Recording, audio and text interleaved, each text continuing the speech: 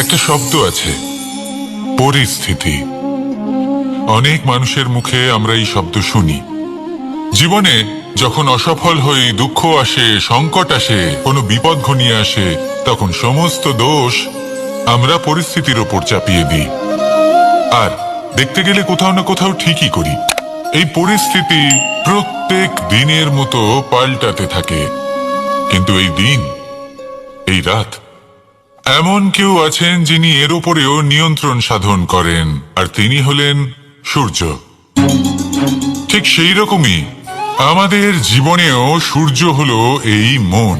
যদি এই মনের উপর আমরা নিয়ন্ত্রণ করতে পারি, তাহলে আমরা জীবনকেও নিয়ন্ত্রণ করতে পারবো। প্রথমে এই মনের রাজা হয়ে উঠতে হবে। তাই মনে রাখবেন, যদি মন দুর্বল হয়, তাহলে পরিস্থিতি আমাদের সমস্যা বলে মনে হবে। এই মন যদি স্থির হয়, পরিস্থিতি প্রতিস্পর্ধা বলে মনে হবে। আর এই মন যদি শক্তিশালী হয়ে ওঠে, তাহলে যে কোনো পরিস্থিতি আপনার কাছে একটা সুযোগ মাত্র। এমন এক সুযোগ যাতে অগ্রসর হয়ে আপনি মহান হয়ে উঠতে পারেন। এই মনের শক্তির বৃদ্ধি ঘটান, মহান হয়ে উঠুন, আর আমার সাথে ভালোবেসে বলুন, রাধা রাধা। খুব সুন্দর একটা কাহিনী আছে। একবার এক ব্যক্তি নিজের অসফলতার জন্য ত্রস্ত হয়ে সময় দেবতার তপস্যা করতে বসলেন। উনি তপস্যা করলেন এবং সময় দেবতা প্রসন্ন হলেন। মানুষের রূপ ধারণ করে ওনার সামনে প্রকট হলেন। এবার সেই ব্যক্তি ওনাকে জিজ্ঞেস করলেন যে কি এমন আছে যার জন্য আপনি বারবার জয়ী হন আর আমি চিরকাল পরাজিত হয়ে থাকি? কেন এত পরিশ্রম করা সত্ত্বেও আমি সাফল্য লাভ করতে পারি না? তখন সময় দেবতা উত্তর দিলেন, যে দিন হোক বা রাত, ঝড় হোক বা ভূমিকম্প, রোদ হোক বা বৃষ্টি হোক, সময়ের সূত্রপাত হোক বা প্রলয়, আমি থামি না, আমি চলতেই থাকি। আর সেই জন্য যিনি থেমে যান তিনি পরাজিত হন আর আমি জয়ী হই। এটাই আমাদের শিখতে হবে। জীবনে সবসময় চলতে থাকুন, কখনো থামবেন না। হ্যাঁ, কিছুক্ষণের জন্য বিরতি নিতে পারেন, বিশ্রাম করার জন্য, নিজেকে আরো সশক্ত করে তোলার জন্য, কিন্তু থেমে যাবেন না। নিরন্তর কর্ম করতে থাকুন, পরিশ্রম করতে থাকুন, তবেই এই সংসার আপনাকে মনে রাখবে। আসুন আমার সাথে ভালোবেসে বলুন, রাধা রাধা। আমাদের জীবনে গুরুজনেরা, জ্ঞানী মানুষজন সবসময় একটা কথা বলেন, ধৈর্য ধরো। শুধুমাত্র দুটো শব্দ, কিন্তু কতটা বিশাল সেটা বোঝার চেষ্টা করুন। ছোট একটা অস্ত্র হাতে নিন এবং একটা বিশাল পর্বতে নিরন্তর প্রহার করতে থাকুন, ধৈর্য ধরে সেই কাজ করতে থাকুন। এমন একদিন আসবে, এই বিশাল পর্বতে আপনি একটা পথ তৈরি করবেন। কোনো ধনুর্ধর যখন নিজের বিদ্যা অর্জন করেন, তখন তাকেও ধৈর্য ধরতে হয়, তার নিজেকে সময় দিতে হয়, তবেই সে ধনুর্বিদ্যা শিখতে পারে। সেইভাবে আমাদের জীবনেও ধৈর্য ধরার খুব প্রয়োজন। পরিবারে ধৈর্য রাখতে পারলে তাহলে আস্তে আস্তে দেখবেন প্রেম বৃদ্ধি পাচ্ছে। সমাজে যদি ধৈর্য রাখতে পারেন, তাহলে আস্তে আস্তে এই সমাজে আপনাকে সম্মান করবে। যদি নিজের জীবনে ধৈর্য রাখতে পারেন, তাহলে নিজে থেকেই আত্মবিশ্বাস বাড়বে, নিজের বিকাশ হবে। জীবনে সবই সম্ভব যদি ধৈর্য রাখতে পারেন। হয়তো আস্তে আস্তে হবে, কিন্তু হবে অবশ্যই। শুধু ধৈর্য রাখুন, কারণ ধৈর্যই সব থেকে বড় পুঁজি। আসুন আর আমার সাথে ভালোবেসে বলুন, রাধা রাধা। আমাদের জীবনে যখনই আমরা কোনো বড় দায়িত্বের সম্মুখীন হই, তখন আমরা তার থেকে দূরে পালাই, আর এই অজুহাত দিই যে না না, এত বেশি ভার বহন করার যোগ্যতা আমার নেই, আমি করতেই পারবো না। দেখুন, এই সংসারে ভিন্ন ভিন্ন ধরনের গাছ আছে, ছোট গাছ, বড় গাছ, কিন্তু বট গাছের মতো বড় এবং নিবিড় গাছ আর একটাও নেই। সে নিঃস্বার্থভাবে এই সংসারকে সেবা করে যায়, ছায়া প্রদান করে, শীতলতা প্রদান করে। আর যখন এমন সময় আসে যখন তার ওপর বোঝা অত্যন্ত বেড়ে যায়, সে কিন্তু কোনোভাবেই ভেঙে পড়ে না। তখন সে নিজের নিঃস্বার্থ কর্মের ফল লাভ করে, সেই নিঃস্বার্থ কর্ম যা সে করেছে। তার দেহ থেকে ছোট ছোট ঝুড়ি বার হয় এবং তা কাণ্ডের আকার ধারণ করে। সেই কাণ্ড মাটির কাছে পৌঁছয় এবং তারপর তা বটগাছের সহায়ক হয়ে ওঠে। সে ভেঙে পড়ে যায় না। এইভাবে আপনিও জীবনে নিঃস্বার্থভাবে সবার সেবা করুন, ভালোবাসুন, সবাইকে সাহায্য করুন। যেদিন আপনার ওপর বোঝা অত্যন্ত বেড়ে যাবে, সেদিন এই সব মানুষ আপনাকে সাহায্য করার জন্য আসবেন, আপনার শক্তি হয়ে উঠবেন, আর আপনি বটগাছের মতোই মহান এবং বিশাল হয়ে উঠবেন। আসুন আর আমার সাথে ভালোবেসে বলুন, রাধা রাধা।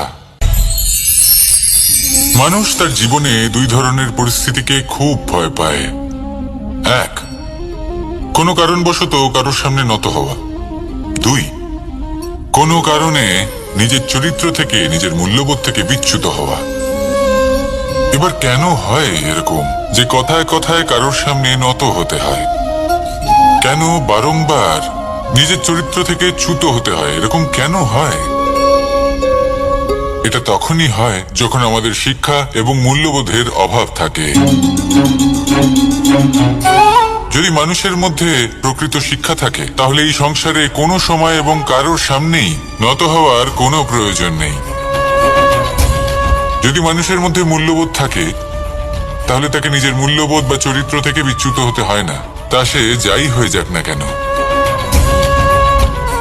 কোনো বালককে যদি জন্ম থেকেই সুশিক্ষার অধিকারী করা হয়, শিক্ষিত করা হয়, মূল্যবোধের অধিকারী করা হয়, তবে সে এই সংসারে এমন কর্ম করবে যাতে সে নিজেকে, নিজের পরিবারকে, সমগ্র সমাজকে গর্বিত করতে পারে।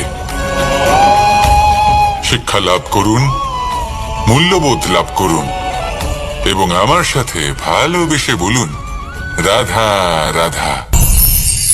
আমাদের সকলের জীবনে একটা লক্ষ্য থাকে যেটা আমরা লাভ করতে চাই। ঠিক যেন একটা প্রতিস্পর্ধা বিদ্যমান যে কে সব থেকে আগে নিজের লক্ষ্যে পৌঁছতে পারবে। আর সেই জন্য আমরা সকলেই খুব তাড়াতাড়ি এগোতে চেষ্টা করি, বড় এবং দীর্ঘ পদক্ষেপ ফেলি যাতে তাড়াতাড়ি নিজের লক্ষ্যে পৌঁছতে পারি।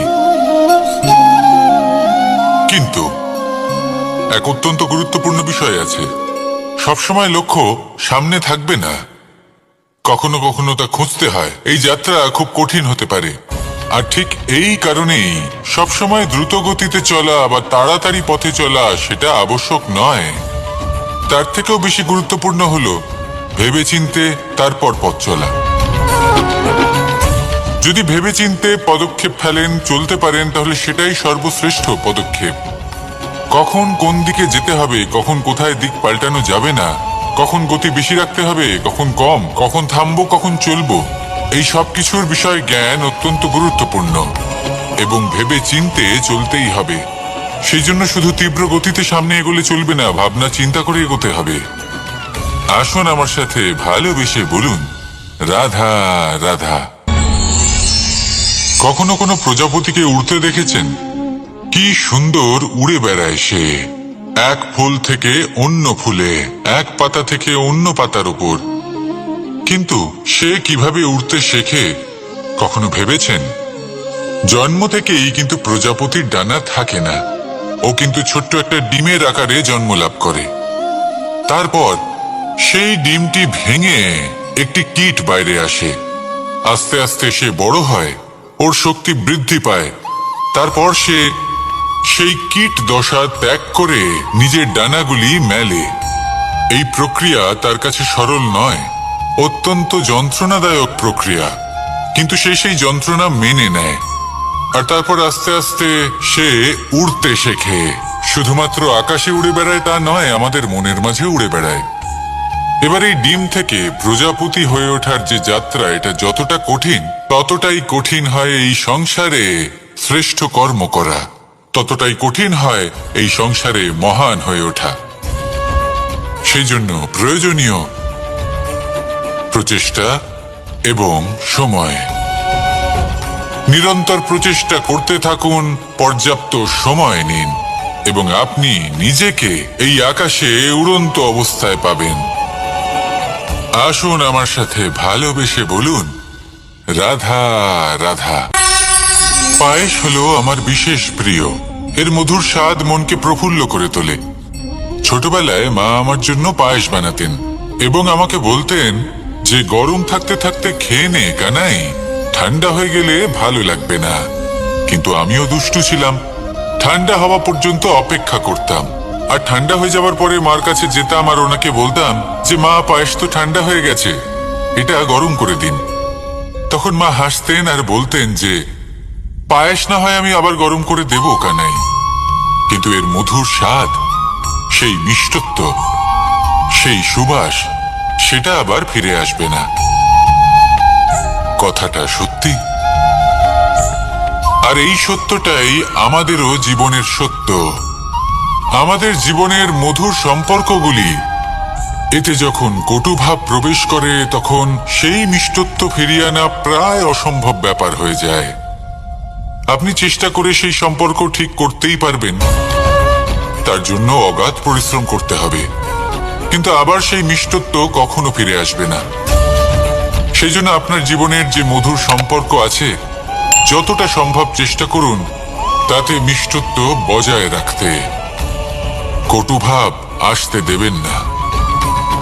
আসুন আর আমার সাথে মধুর স্বরে বলুন, রাধা রাধা। শব্দ, শব্দ আসলে কি? শুধুই কয়েকটি অক্ষরের সমষ্টি, নাকি আমাদের বাণী? এই শব্দ এমন এক শক্তি যা কাউকেই নিজের বশবর্তী করে ফেলতে পারে। শব্দ এমন এক অস্ত্র যা কাউকে ক্ষত বিক্ষত করে দিতে পারে। এই শব্দ হলো একটি নাদ স্বরূপ, যা কোনো ঘুমন্ত ব্যক্তিকেও জাগিয়ে তুলতে পারে এবং নিজের লক্ষ্যের দিকে অগ্রসর করতে পারে। শব্দে এত শক্তি আছে যে কারোর মনে এতটা আঘাত দিতে পারে যে সে হয়তো জীবনে আর কখনো এগোতেই পারল না। তাহলে এই শব্দের প্রয়োগ খুব ভেবে চিন্তে করবেন। এবং এই শব্দের মতোই হলো নীরবতা। অনেক সময় এই নীরবতা আমাদের সহায়ক হয়ে ওঠে, অনেক সময় এটা আমাদের অনুশোচনাকে অনেক বেশি বাড়িয়ে তুলতে পারে। ভীষ্ম পিতামহ, অঙ্গরাজ কর্ণ, যখন দ্রৌপদীর বস্ত্রহরণ হচ্ছিল তখন এনারা নীরব ছিলেন। দুর্যোধনের বিরোধিতা করেননি, ওকে বাধা দেননি। আর তারপর কি হলো সেটা আপনারা সকলে জানেন। দেখতে গেলে নীরবতা চুপ করে থাকা, কিন্তু যদি কোনো দুষ্টের সামনে চুপ করে থাকেন, যদি তার বিরোধিতা না করতে পারেন, তাহলে এই নীরবতাই অনেক বড় পাপের আকার ধারণ করে। মনে রাখবেন আর আমার সাথে ভালোবেসে বলবেন, রাধা রাধা। আভূষণ, কার না ভালো লাগে এই আভূষণ? আমরা পরিশ্রম করি, ধন অর্জন করি, আর আভূষণ কিনে থাকি, কখনো নিজের জন্য, কখনো বা তাদের জন্য যাকে আমরা ভালোবাসি, বা তাদের জন্য যাকে আমরা সম্মান করি। হয়তো সেই জন্যই সীতা চূড়ামণি ধারণ করেছিলেন এবং আমি সামন্তক মণি। কিন্তু এটাই কি সেই প্রকৃত আভূষণ যা আপনার মূল্য বৃদ্ধি করে? না। শ্রীরামের আভূষণ হলো ওনার নম্র ভদ্র ব্যবহার। মাতা সীতার আভূষণ হলো ওনার সততা, ওনার নিষ্ঠা, ওনার ত্যাগ। অর্জুনের আভূষণ ছিল ওনার একাগ্রতা। রাধার আভূষণ ওনার প্রেম। এই আভূষণ কোথাও নেই, আপনার মনে আছে। যদি আপনার মনে মিষ্টতা থাকে, তা শান্ত হয়, তাতে সততা থাকে, নিষ্ঠা থাকে এবং প্রেম থাকে, তাহলে আপনার অন্য আর কোনো আভূষণের কোনো প্রয়োজন নেই। আপনি যতই ভিড়ের মাঝে থাকুন, আপনার ঔজ্জ্বল্য চোখে পড়বে। আসুন আর আমার সাথে ভালোবেসে বলুন, রাধা রাধা। এই সংসারের সব থেকে বড় সত্যি হলো জন্ম এবং মৃত্যু, কিন্তু আরো বড় একটা সত্য আছে, মিত্র এবং শত্রু, যা আমাদের সকলের জীবনে থাকে। মিত্র সে যে আমাদের সঙ্গ দেয় এবং সংসারের সব থেকে উঁচু শিখরে আমাদের নিয়ে যায়, এবং শত্রু সে যে যে কোনো মুহূর্তে যে কোনো শিখর থেকে আমাদের নিচে ফেলে দিতে পারে। এবার বিচিত্র ব্যাপার হলো এটাই যে আমরা নিজেরাই এদের সাথে নিয়ে চলি, নিজেরাই এদের পালন করি। তা কি করে? প্রথমে বুঝুন এই মিত্র এবং শত্রু কারা। আপনার নিজের মন, আর কেউ নয়। এই মনই হলো মিত্র। যখন তাতে ভারসাম্য বজায় থাকে, তা নিয়ন্ত্রিত থাকে, তা পবিত্র হয়। কিন্তু যদি এই মন অনিয়ন্ত্রিত হয়ে পড়ে, যদি আপনাকে সে নিয়ন্ত্রণ করতে শুরু করে, তখন সেই আপনার সবথেকে বড় শত্রু হয়। সেই জন্য এই মনের ওপর নিয়ন্ত্রণ রাখতে শিখুন, এতে ভারসাম্য বজায় রাখতে শিখুন। তাহলে আপনি এমন এক বন্ধুকে পাবেন যে আপনাকে এই সংসারের শিখরে পৌঁছে দেবে। আসুন আমার সাথে ভালোবেসে বলুন, রাধা রাধা। ঈশ্বর আসলে কে? সংসারের বেশিরভাগ মানুষের কাছে ঈশ্বর হলেন এই সংসারের রচয়িতা, পালনকর্তা। কারোর কাছে উনি জ্ঞাতা, কারোর কাছে উনি হলেন আস্থার প্রতীক, আবার কারোর জন্য শুধুমাত্র অন্ধবিশ্বাস। কিন্তু এই ঈশ্বর কি কোনো শরীর, নাকি একটা বোধ, নাকি শুধুই শ্রদ্ধা? ঈশ্বর হলেন তিনি যিনি হলেন আপনার ইষ্ট। সেই জন্যই তো গুরু, মাতা, পিতা এনাদেরও ঈশ্বরই বলা হয়েছে। যাদেরকে আমরা ঈশ্বর বলে মনে করি, যারা আমাদের ইষ্ট, তারা আমাদের একটি পথ দেখান, একটি দিকে চালিত করেন। সেই পথে চলে আপনি শুভ কর্ম করতে পারেন। আর যখন কোনো ব্যক্তি তার ঈশ্বরের আদেশ পালন করেন, তখন সে নিজে থেকেই শুভ পথে অগ্রসর হয়ে যান। বেশ কয়েকজন মানুষ ঈশ্বরের ওপর আস্থা রাখেন এবং ভাবেন যে অনুচিত কোনো কাজ করা উচিত নয়, ঈশ্বর দেখছেন। ওনারা ভয় পান যে কোনো অনুচিত কর্ম করলে কে জানে তার পরিণাম কি হবে। এমন অনেক ব্যক্তি রয়েছেন যারা ঈশ্বরকে বিশ্বাস করেন এবং জানেন যে ঈশ্বর তাদেরকে দেখছেন। তাই যে যে শুভ কর্ম ওনারা করেছেন তার ফল তারা অবশ্যই পাবেন।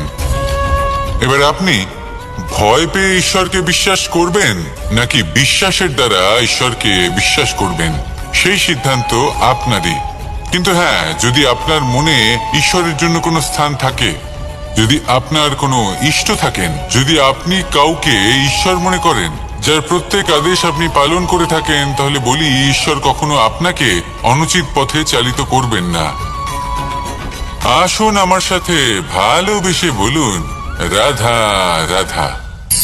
এই সংসারে ভিন্ন ভিন্ন ধরনের গাছ আছে, অসংখ্য ধরনের প্রজাতি আছে। কিছু গাছ পাতা দিয়ে থাকে, কিছু ফুল, কিছু ফল। কেউ ছায়া প্রদান করে, কেউ শীতলতা প্রদান করে, কেউ নিজেকে খুব কষ্ট দিয়ে এই সংসারের বিকাশে সহায়ক হয়ে ওঠে।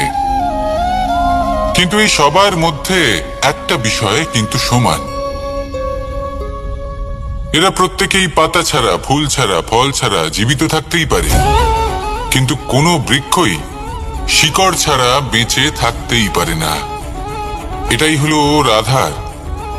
ঠিক সেইভাবেই আমাদের জীবনে শক্তি হোক, ধন হোক বা সাফল্য হোক, আমাদের বা আমাদের পরিবারের প্রসন্নতাই হোক, এই সব কিছুর আধার হলো, সবকিছুর মূল হলো পরিশ্রম। তাই জীবনে চিরকাল পরিশ্রম করতে থাকুন। যদি আপনি জীবনে মহান হবার পথে অগ্রসর হতে চান, তাহলে পরিশ্রম করুন। এই পরিশ্রম দ্বারাই নিজের পরিবারকে প্রসন্ন করুন, নিজের বন্ধুদের প্রসন্ন করুন, এই সমাজকে গর্বিত করুন। আসুন আমার সাথে ভালোবেসে বলুন, রাধা রাধা। এই সংসারের সব থেকে বড় রোগ কোনটা? কেউ বলবে মানসিক রোগ, কেউ বলবে সেই রোগ যা সর্পদংশনের ফলে হয়ে থাকে। এই সংসারে ভিন্ন ভিন্ন ধরনের রোগ আছে এবং তার সাথে ভিন্ন ভিন্ন ধরনের যন্ত্রণাও রয়েছে। এমন একটা রোগ আছে যা চোখে দেখা যায় না, যা আপনার শরীরে কোনো দাগ রেখে যায় না, কিন্তু আপনার আত্মাকে পর্যন্ত ক্ষত বিক্ষত করে, অসুস্থ করে তোলে, বিনাশ করে দেয় আপনাকে এবং তার সাথে আপনার আত্মাকেও। এই অসুখের নাম হলো লালসা। লালসা, যে কর্ম সাধন করেছেন তার থেকে বেশি ফল লাভ করার আশা। লালসা, যা আজ আছে তার থেকে অনেক বেশি লাভ করার ইচ্ছে। এই ইচ্ছে এই সংসারে সবার থেকে এগিয়ে থাকার আপনাকে প্রেরণা যোগাবে, কিন্তু তার জন্য আপনাকে অপরাধযোগ্য কাজ করতে উৎসাহিত করবে। আপনার বন্ধু, আপনার আত্মীয়, আপনার পরিবার, এই সবার থেকে আপনি কখন দূরে চলে যাবেন আপনি বুঝতেই পারবেন না। উচিত অনুচিত কোনটা, ধর্ম অধর্ম কোনটা, সব ভুলে যাবেন আপনি। সেই জন্য মনে রাখবেন, নিজের জীবনে যদি আপনি লালসার থেকে নিজেকে দূরে রাখতে পারেন, তাহলে এর অর্থ হলো যে আপনি এই সংসারের সব থেকে বড় অসুখের ওপর বিজয় লাভ করেছেন। আসুন আমার সাথে ভালোবেসে বলুন, রাধা রাধা। এই সাগর কত বিশাল আকার, কখনো শান্ত কখনো উত্তাল, কিন্তু এই সাগরকে এত মহান কে করে তুলল? জল। এবার এই জলের যাত্রা দেখুন, সেটা কতটা কঠিন। এই জল সাগরে থাকে, সূর্য ওকে এতটা উত্তপ্ত করে তোলে যে এই জল নিজের অস্তিত্ব হারিয়ে ফেলে এবং বাষ্পে পরিণত হয়ে হাওয়ায় মিলিয়ে যায়। তারপরে আকাশে যায় আর নিজের অস্তিত্ব আবার হারিয়ে ফেলে, মেঘে পরিণত হয়। তারপর এই মেঘ কোথাও গিয়ে কোনো পর্বতে ধাক্কা খায়, তারপর আবার এই জল নিজের অস্তিত্ব হারায়। তারপরে বর্ষার রূপ ধারণ করে তা বর্ষিত হয়, বা কোনো পর্বতের চূড়ায় তার শিখরে বরফের রূপ ধারণ করে। তারপরে এই বর্ষা মাটির দিকে নিজের যাত্রা শুরু করে। এবার মাটিতে ঝরে পড়া এই বর্ষা স্রোতের আকার ধারণ করে এবং আস্তে আস্তে বইতে থাকে। এ নদীর আকার ধারণ করে এবং নদী রূপে বইতে বইতে পাথরে ধাক্কা খায় বা কোনো পর্বতে ধাক্কা খায়, আর তারপর এই নদী এসে সাগরে সমাহিত হয়ে যায়। নদীর এই জল আবারও নিজের অস্তিত্ব হারিয়ে ফেলে, কিন্তু এইবার সেই জল নিজেই সাগরে পরিণত হয়। এটা আমাদের সকলের জন্য একটা শিক্ষা যে এই সংসারে জীবন এবং সময়ের হলো এক অনন্ত যাত্রা। এই সংসারে যা কিছু আছে তার সূত্রপাত কোথাও একটা হবেই। সেই জন্য মৃত্যু এবং সমাপ্তির চিন্তা ত্যাগ করে দিন, আর যে সূত্রপাত আপনি লাভ করছেন তার আনন্দ উপভোগ করুন। ভেবে দেখুন আপনি কিভাবে শ্রেষ্ঠ কর্ম করতে পারেন যাতে এই সংসার এবং এই সমাজ, এই দুইয়ের মঙ্গল সম্ভব। আসুন আমার সাথে ভালোবেসে বলুন, রাধা রাধা।